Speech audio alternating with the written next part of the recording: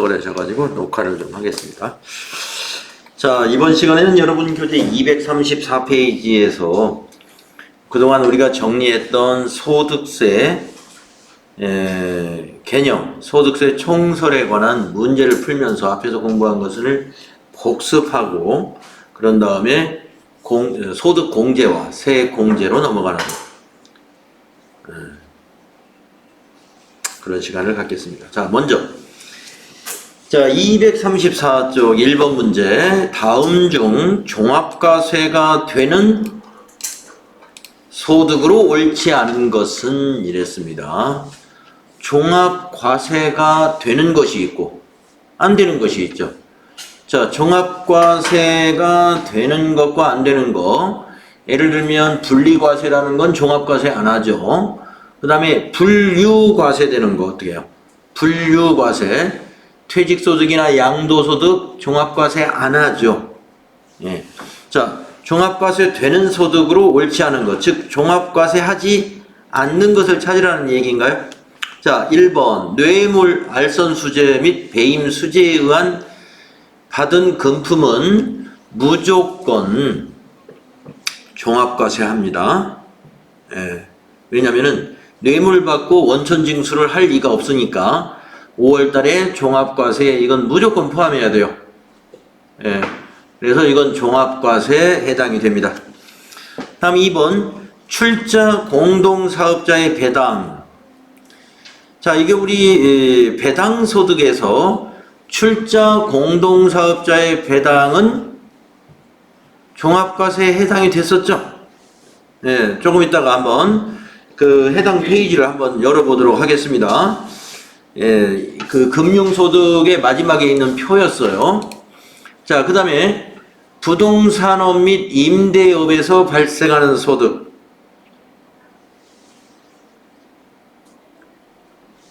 자, 부동산이나 임대업, 이거 사업소득이죠. 부동산업, 임대업, 뭐 도소매업, 이게 사업소득이죠. 사업소득은 종합과세가 원칙이에요. 네. 그래서 뇌물도 종합과세, 출자 공동사업자의 배당소득도 종합과세. 그러면 옳지 않은 것은 4번이겠네요. 비실명 금융자산의 이자. 자, 비실명 금융자산의 이자 소득과 배당 소득은 같은 표에 정리가 되어 있는데요.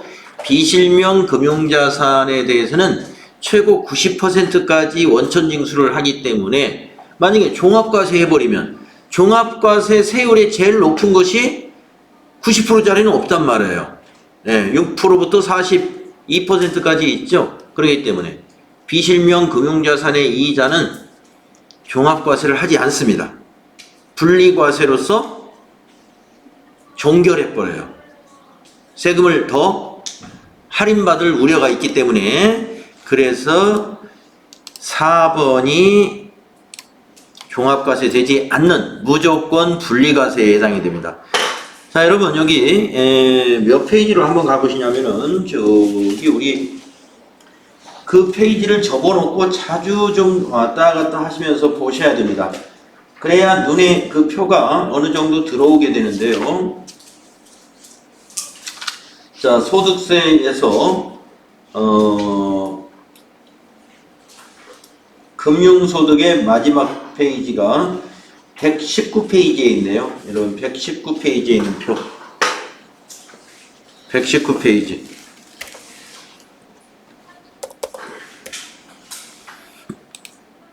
(119페이지) 잠시 가서 한번 보겠습니다. 자, 이 표예요. 금융소득 종합과세 관련해서 자, 아까 비실명 이자 소득은 또는 배당소득은 여기 보시다시피 90%까지도 있단 말이에요. 그러니까 이건 무조건 분리과세 해가지고 중과세 하겠다는 취지입니다. 종합과세 안 한다는 거죠. 네. 그리고 아까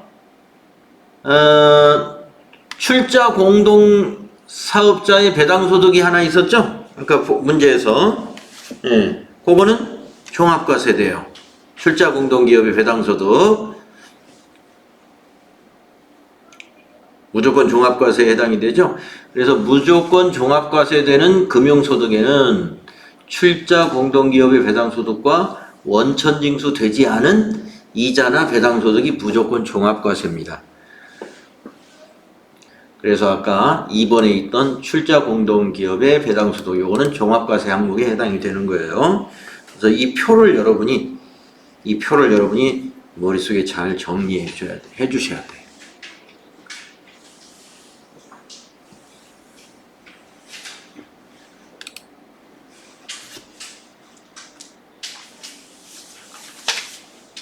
자, 다시 234페이지로 가보겠습니다. 접어두시고 또 조금 있다가 다시 한번 또 보러 올 일이 있으면 다시 보도록 하겠습니다.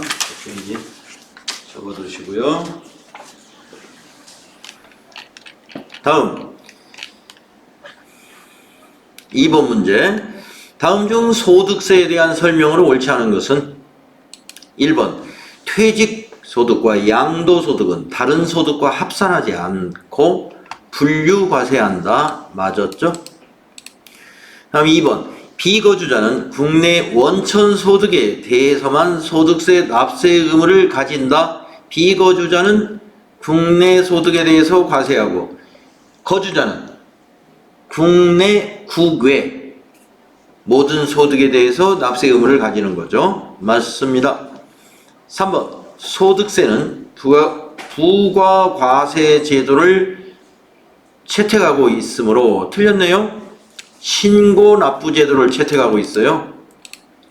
부가과세 제도가 아니라 신고납부 제도. 정부의 결정으로 납세 의무가 확정된다? 아닙니다. 소득세는 신고해서 내는 거예요. 정부가 결정을 해주질 않습니다. 따라서 3번 옳지 않다. 신고납부 제도다. 그 다음에 4번 분리과세 소득은 원천징수로서 소득세의 과세가 종결된다. 그래서 아까 제가 여기 종합과세에 해당되는 걸 찾을 때도 분리과세는 종합과세를 하지 않아요. 원천징수 하는 걸로 끝.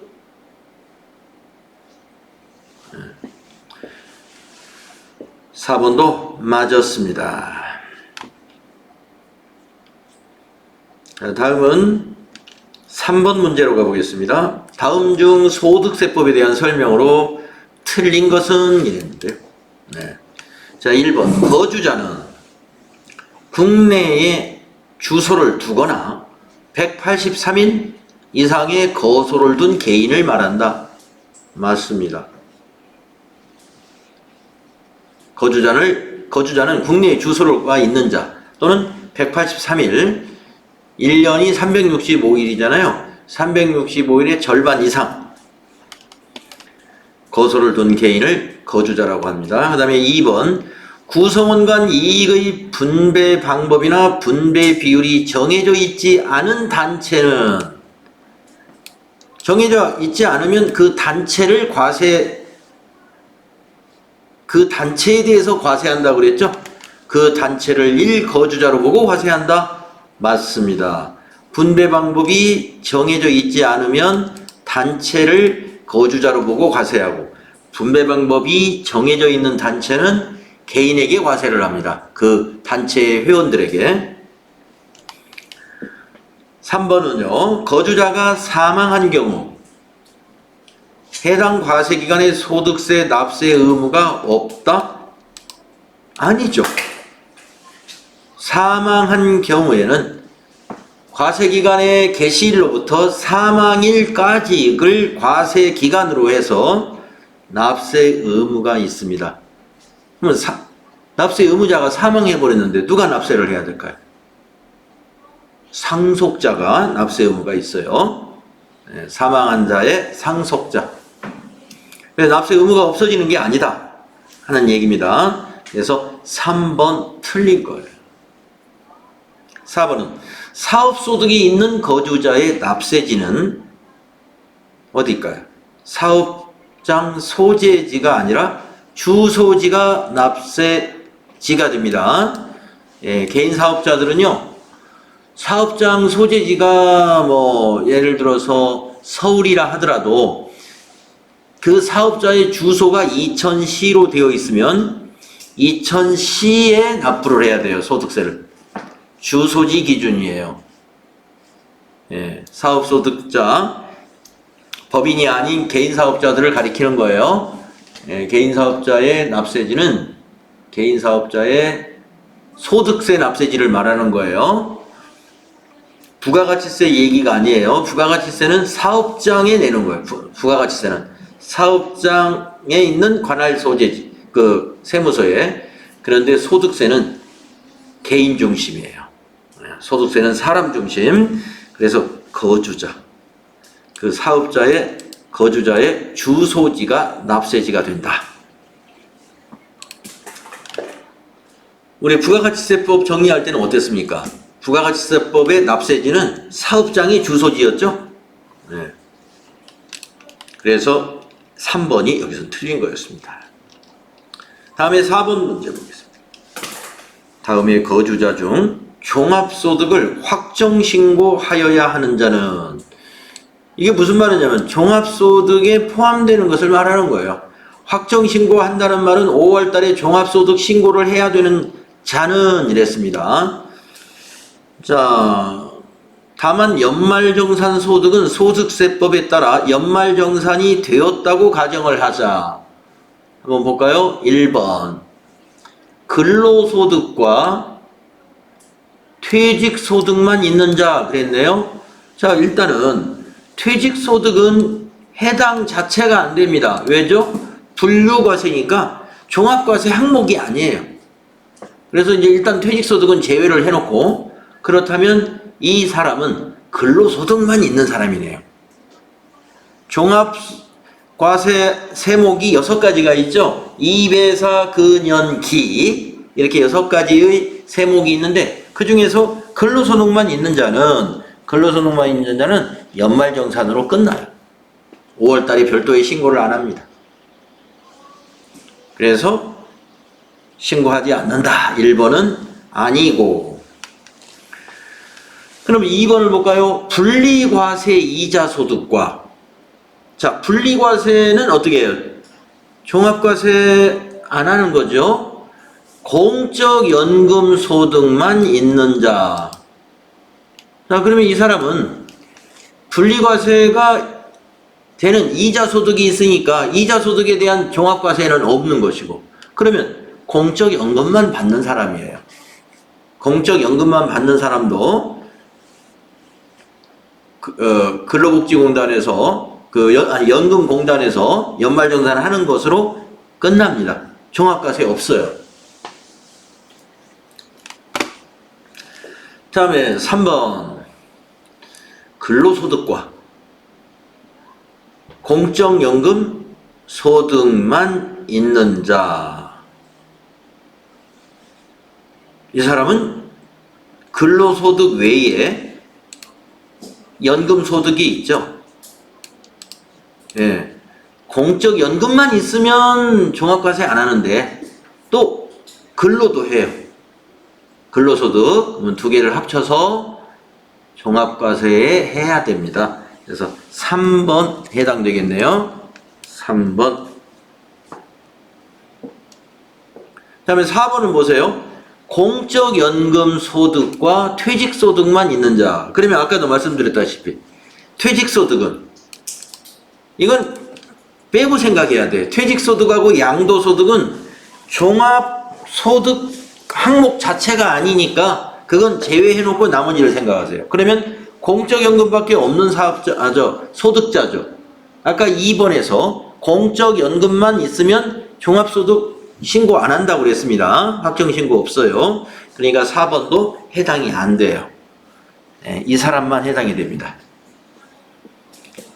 3번 근로소득과 연금을 같이 받으면 종합과세 됩니다.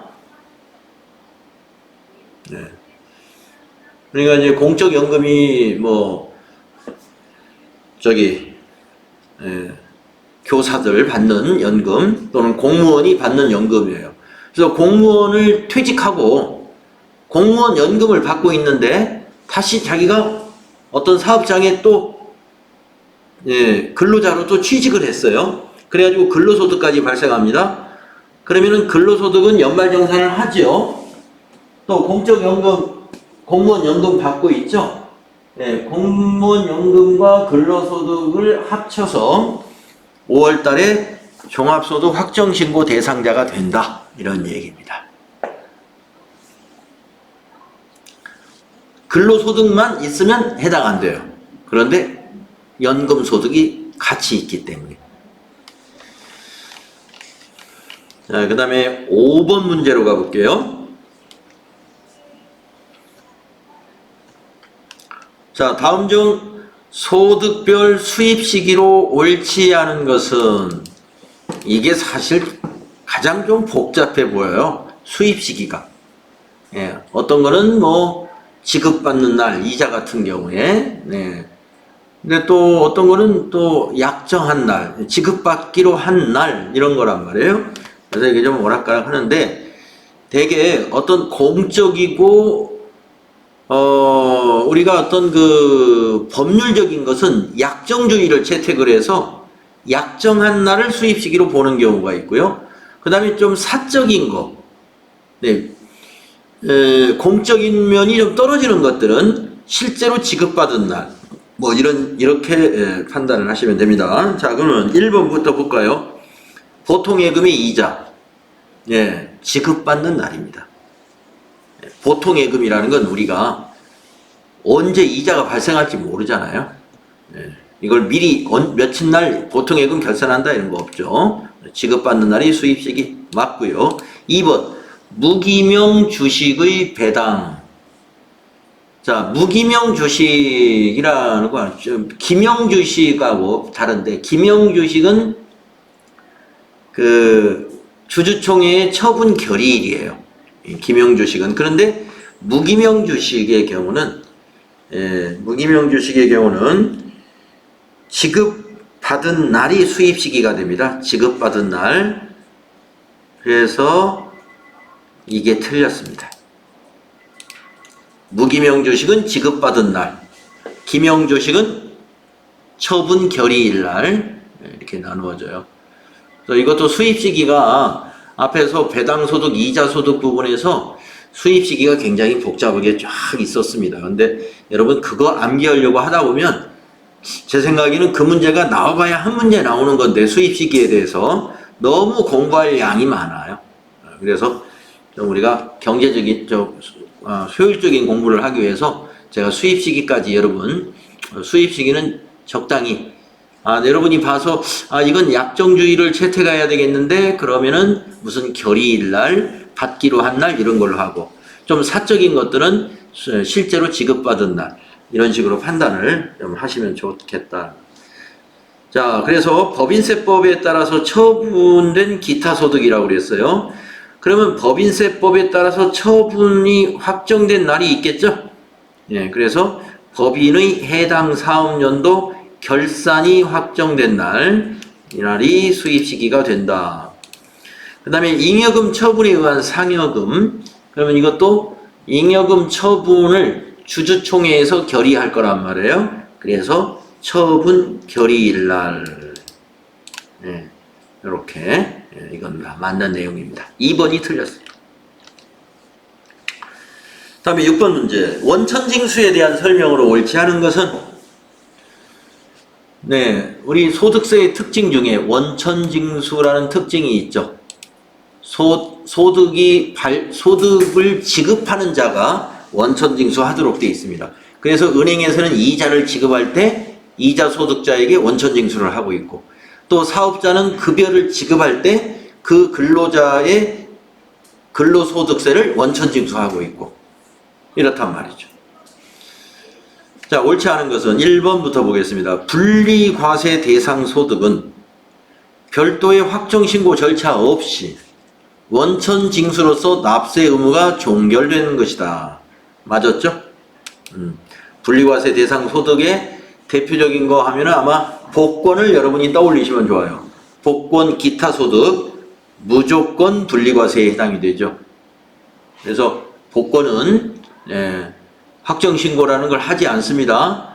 은행에서 돈 받을 때 은행이 다 알아서 원천징수 했어요. 복권 소득을 5월 달에 내가 근로자라고 해서 근로소득하고 합쳐서 종합과세 하지 않는다, 이거. 종합소득 신고하지 않는다.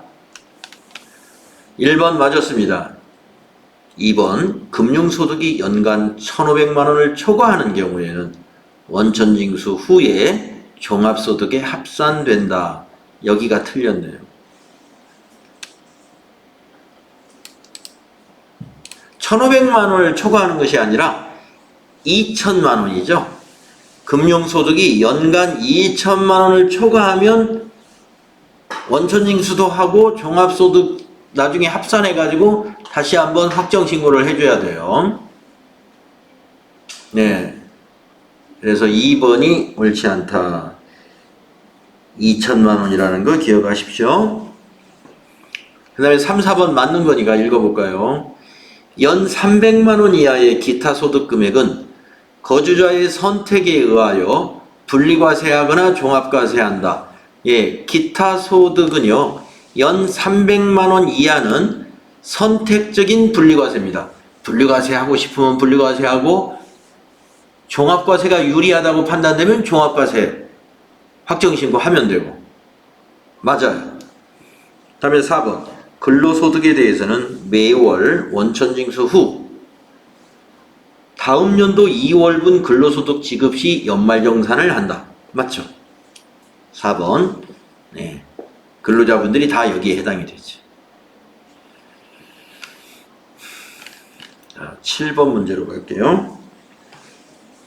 배당 소득에 대한 설명으로 옳은 것을 찾아라. 자, 1번 보겠습니다. 직장공제회 초과 반환금은 조건부 종합과세 대상이다.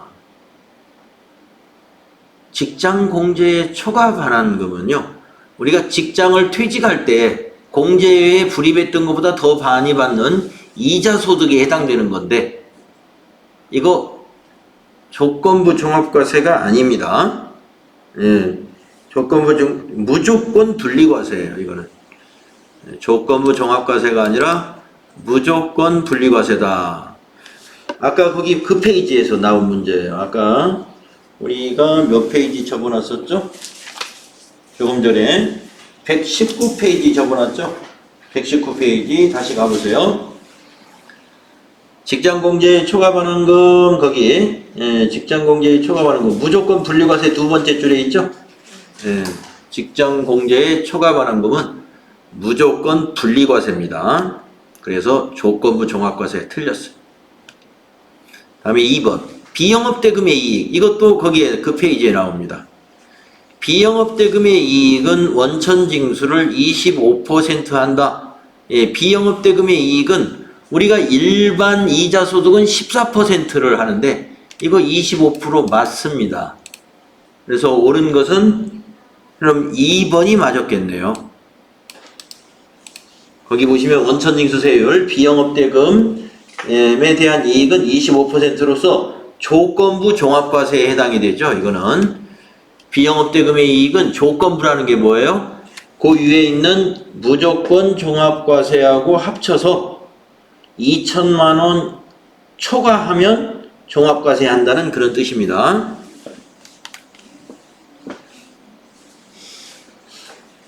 다음 3번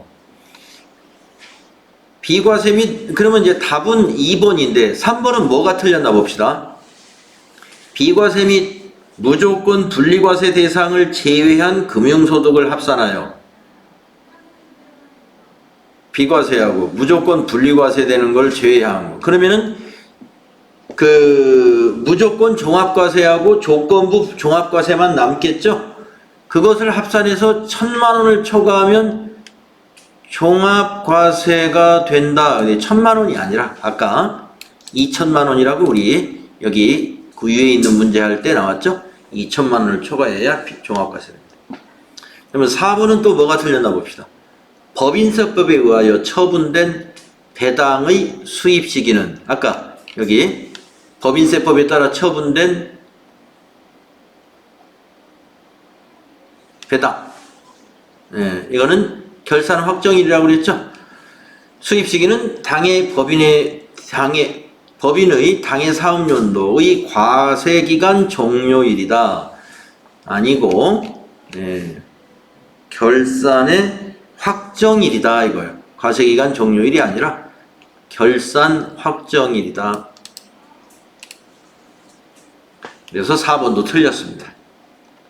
옳은 것은 2번 비영업대금의 원천징수 세율 25%, 일반 이자 소득은요 14%. 기억을 해주시면 돼요. 자, 다음에 8번 문제 보겠습니다. 다음 중 무조건 분리과세가 되는 기타 소득으로 옳은 것은, 자, 우리 지금 기타 소득이 맨 마지막에 배웠던 그 종합소득 항목이었는데 무조건 분리과세 되는 거, 그게 대표적인 게 복권 같은 거라고 그랬어요. 1번 복권 당첨 소득 맞았고, 2번 승마 투표권, 소싸움, 체육진흥 투표권의 구매자가 받는 환급금, 이게 다 사행성이죠. 사행성. 네, 요거 전부 다 무조건 분리과세입니다. 다음 3번 계약의 위약 또는 해약으로 받은 위약금, 계약금이 위약금으로 대체되는 경우. 자, 우리가 이게 뭐예요? 계약을 했는데 상대방이 안 지켰어요. 그러면 내가 받은 계약금 돌려주지 않는 거죠. 예, 근데 이 위약금이 일정 금액 이상이 되면요, 이거는 무조건 종합과세예요. 왜냐하면 원천징수를 안 하니까. 예, 그래서 옳지 않은 것은 3번이 되겠네요. 예, 무조건 종합과세입니다. 예, 무조건 종합과세. 근데 금액이 300만 원까지는 어떻게 돼요? 예, 300만 원까지는 종합과세를 안 해요. 그 위약금이 300만 원 이하이면, 300만 원 넘었을 때는 종합과세를. 무조건 분리과세가 아니다. 3번이에요. 4번은 슬롯머신 등을 이용하는 행위에 참가하여 받는 상첨금품. 자, 보세요. 복권, 승마, 소싸움, 슬롯머신, 성격이 비슷비슷하죠? 네, 이거 다 무조건 분리과세되는 기타 소득들이에요. 네, 유형이 비슷하지 않습니까? 복권, 승마, 소싸움, 체육진흥. 체육진흥이라는 게 그 토토 복권 같은 그런 거예요. 게임 맞추고 이렇게 돈 받는 거. 슬롯머신 뭔지 아시죠? 무조건 분리과세 되는 거 맞습니다. 자, 다음은 9번 문제. 다음 중 근로소득에 해당하지 않는 것은, 자, 우리가 근로소득이 참 여러 가지였습니다. 뭐 수당 같은 것도 다 근로소득이었어요. 대부분이. 자, 1번 법인의 주주총회, 이사회 등 의결기관 결의에 의하여 받는 상여금이니까 근로소득에 해당됩니다.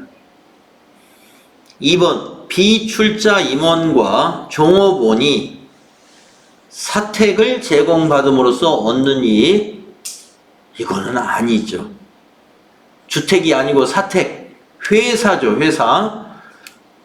자, 우리가 출자하지 않은 임원이라든가 그냥 평범한 종업원이 사택 제공 받는 거에 대해서는 근로소득으로 보지 않습니다.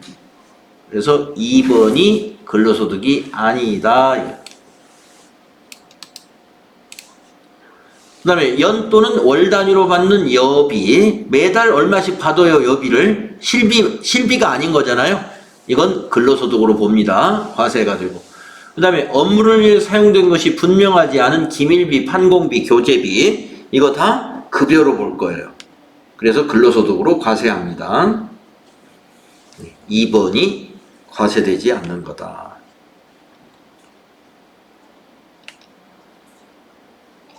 다음 페이지 10번 문제 보세요. 다음 중 비과세 근로소득에 해당하지 않는 거. 자, 비과세 근로소득 해가지고요, 표가 굉장히 큰 게 하나 있었어요. 일직비, 숙직비. 뭐 식대 보조금, 자가운전 보조금, 생산직 근로자의 야간 근로수당, 해외 근로수당 이런 거 기억나시죠? 예. 자, 그런 것들이 비과세 근로소득이거든요. 거기에 해당하지 않는 거. 자, 1번. 종업원에게 지급하는 공로금, 위로금, 학자금 이거 과세예요. 과세. 답이 1번이네. 예, 답이 1번. 비과세가 아닙니다. 그러면 2, 3, 4는 비과세예요. 자, 2번은 뭔가요? 법령 등에 의하여 제복을 착용해야 하는 자가 받는 제복, 제모. 예, 제복을 반드시 입어야 돼요. 그래서 제복, 제모를 지급받았어요. 그거 과세하지 않습니다. 옷값이 뭐 20만원짜리 제복이었다. 예, 비과세. 다음에 천재지변, 기타 재해로 인하여 받는 급여. 비과세. 예.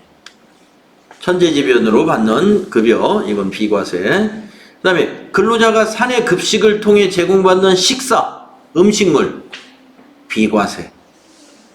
예, 그래서 회사에서 점심으로 매번 우리 회사가 점심을 제공해 주는데, 그게 점심 한 끼가 막 3만원짜리예요.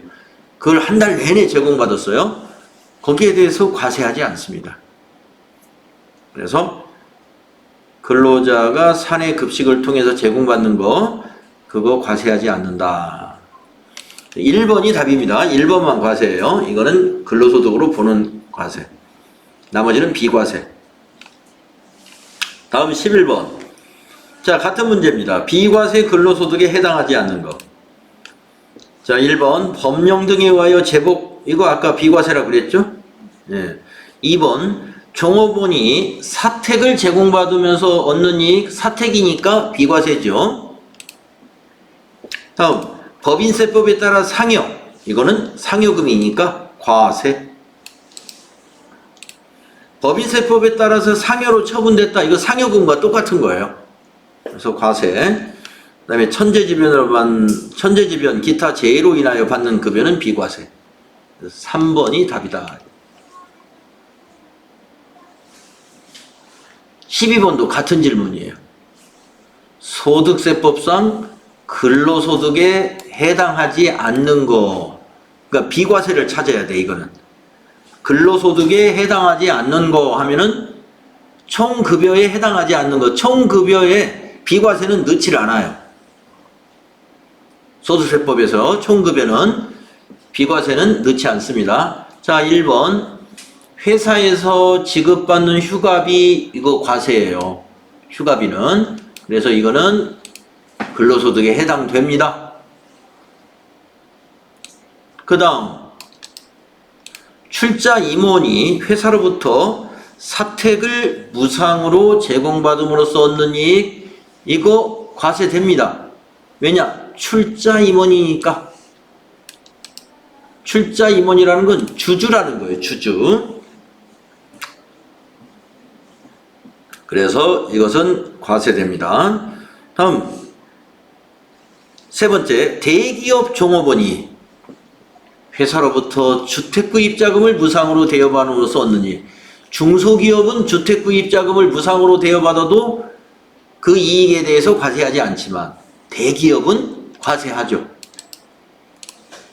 대기업은 과세합니다. 4번, 회사에서 지급받은 사회통념상 타당한 범위의 경조금. 네, 경조금. 이게 뭐예요? 만약에 종업원이 결혼을 했어요. 결혼 축하금으로 회사가 30만 원을 축하금을 지급했습니다. 뭐 2, 30만 원까지는 사회통념상 경조금으로 볼 수가 있겠죠. 여기서 말하는 사회통념상 타당한 범위의 경조금은 비과세입니다. 근데 직원에게 3천만 원의 경조금을 주었다, 결혼 축하금으로. 이건 좀 과하죠. 사회통념상. 그거는 제외예요. 그거는 과세. 그래서 4번이 근로소득이 아니다. 그래서 경조금 받은 것을 우리가 급여에 합산하지 않습니다. 이런 거는. 다음에 13번. 주식회사 한공의 임원인 우수남 씨가 주주가 아닌 임원이에요. 출자자가 아닌 임원이다 이 말이죠.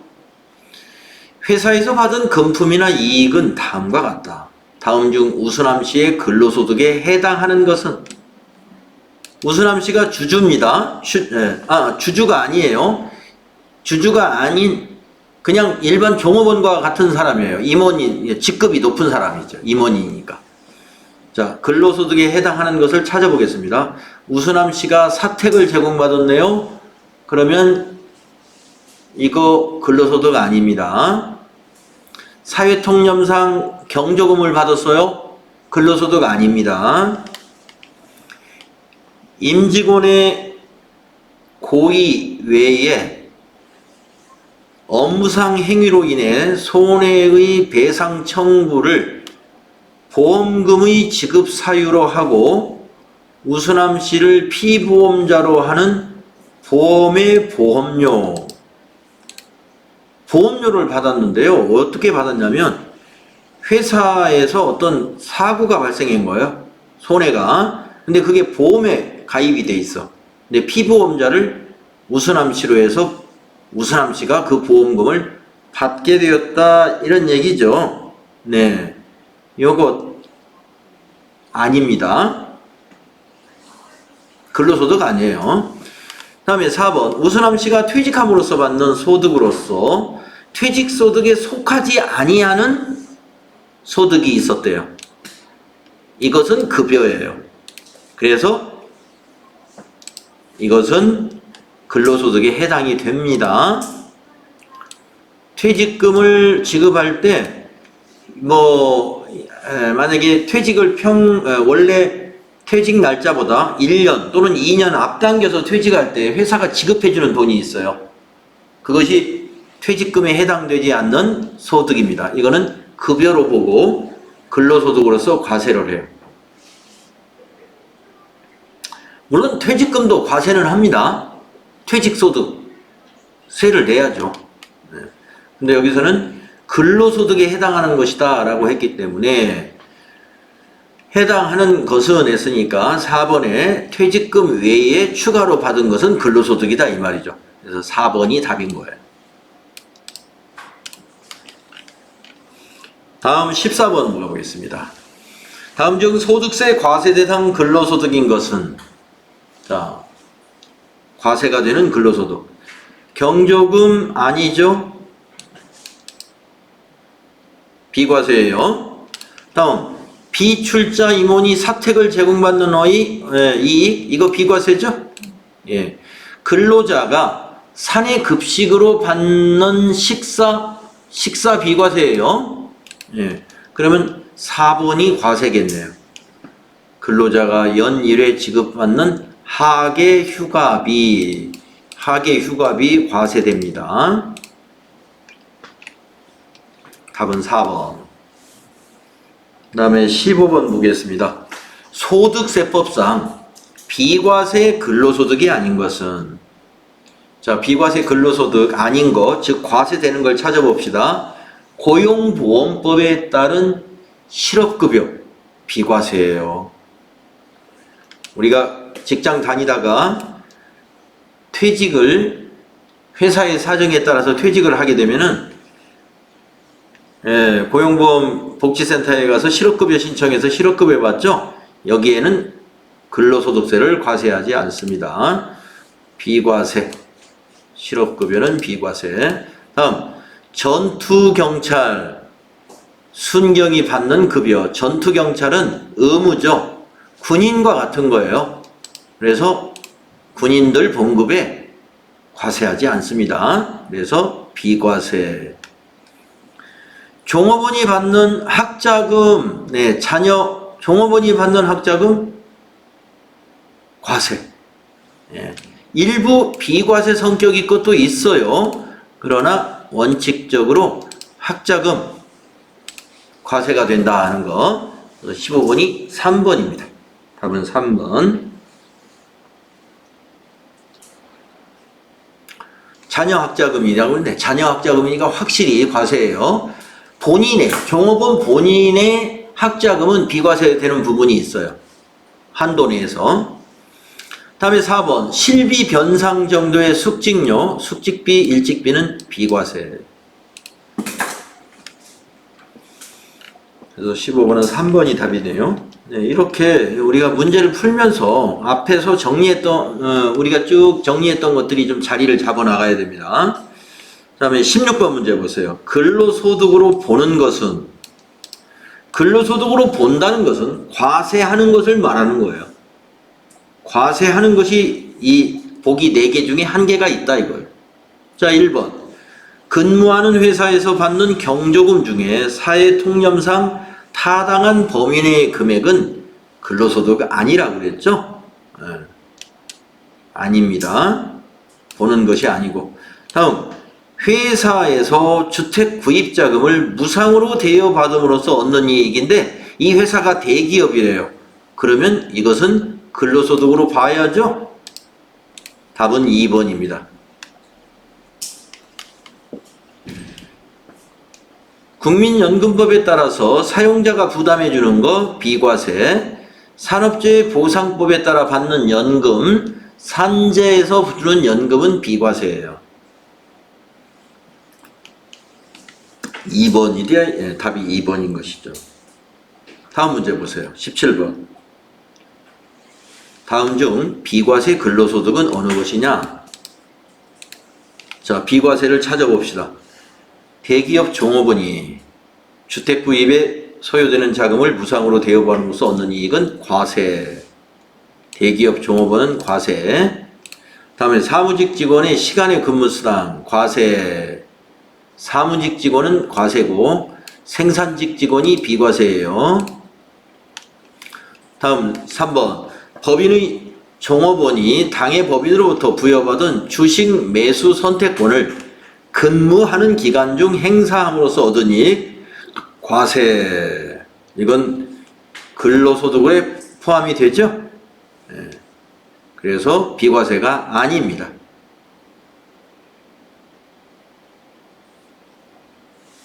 과세 이것도.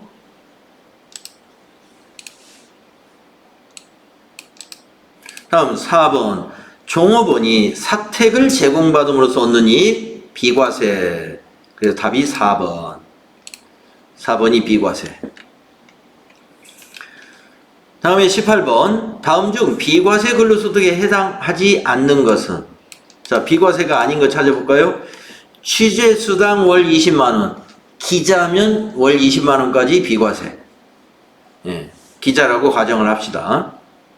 다음 2번 국민건강보험법에 따라 사용자가 부담해주는 보험료 비과세. 식사, 기타 음식물을 제공받고 있는 근로자가 받는 월 10만원 이하의 식사대 매월 10만원까지는 비과세.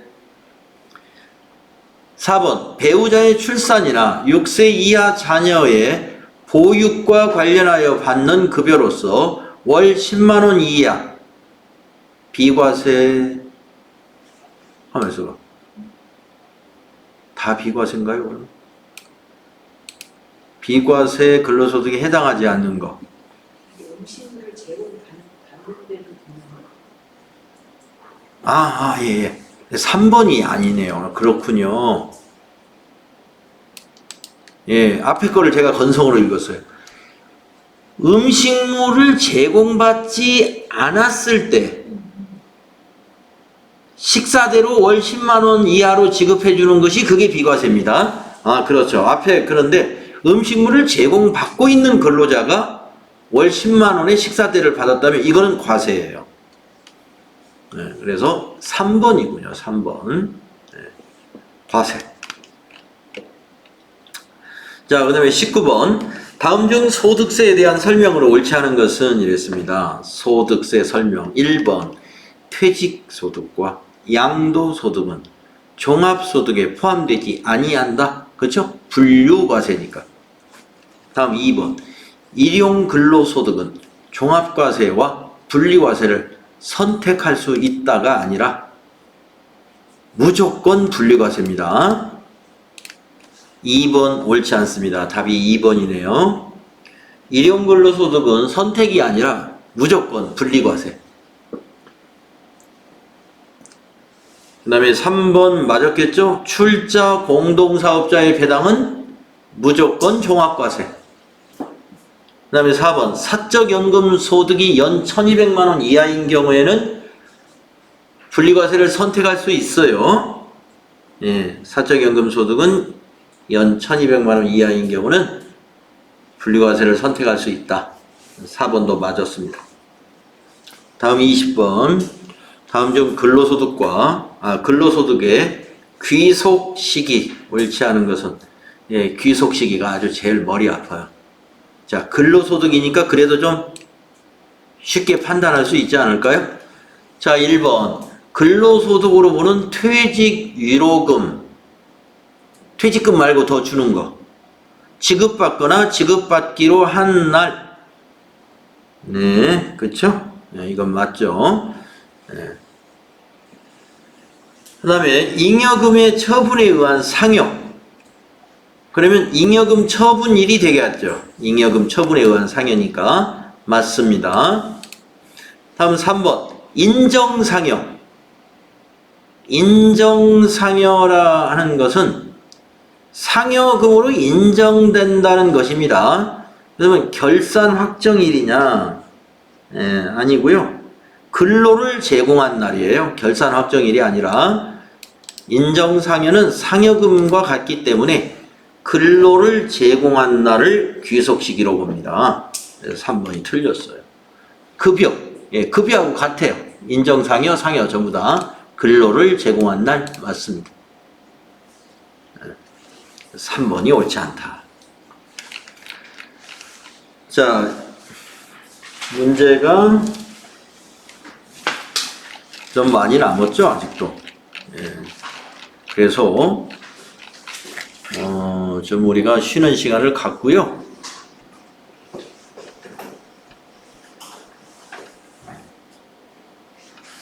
21번부터는 다음 시간에 풀도록 하겠습니다. 10분간 쉬십시오.